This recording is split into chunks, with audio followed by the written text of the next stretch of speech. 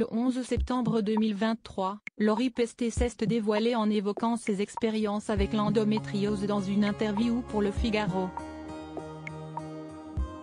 L'actrice et chanteuse révèle comment cette condition a affecté sa vie professionnelle, notamment lors des tournages de la série Demain nous appartient. Une douleur invisible, mais bien réelle. Si Laurie Pestet est devenue un visage familier sur les écrans des Français, peu connaissent le combat qu'elle mène en secret. À 41 ans, l'artiste, qui a débuté comme chanteuse, est aujourd'hui connue comme comédienne, notamment dans Demain nous appartient. Si sa notoriété grandit, elle en profite pour prendre la parole sur l'endométriose, une maladie chronique qui engendre de grosses douleurs menstruelles et peut rendre infertile. Si est seulement à l'âge de 38 ans que Laurie a pu devenir mère pour la première fois d'une petite Nina. Pour cela, elle a dû surmonter une série de défis liés à cette maladie chronique. Cette condition affecte environ 10% des femmes globalement et près de 1,5 million en France selon l'Organisation mondiale de la santé.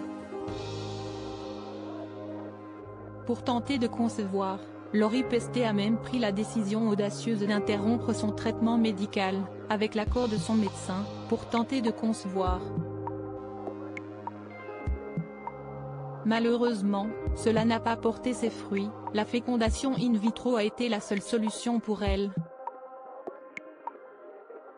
Grâce à cela, elle a pu concevoir sa fille tout en contrôlant la progression de sa maladie. Une lutte silencieuse derrière les caméras. Si Laurie Pestet a réussi à gérer sa maladie lors de ses tournées de concerts, son expérience a été tout autre sur les plateaux de tournage, particulièrement pour la série Demain nous appartient.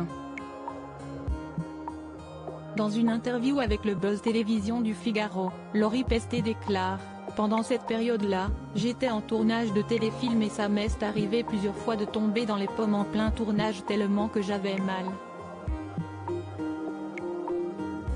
Initialement, elle a essayé de garder ce fardeau pour elle-même.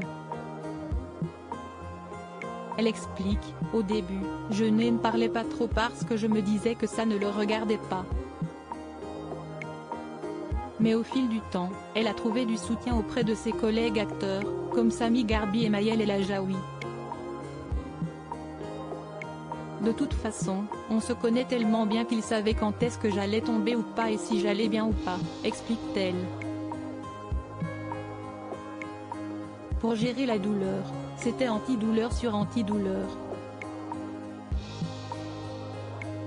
Si cette période difficile est maintenant derrière elle puisqu'elle a pris la décision de subir une ablation de l'utérus, elle souhaite ouvrir les yeux du public sur les défis que vivent les femmes atteintes d'endométriose dans leur vie professionnelle.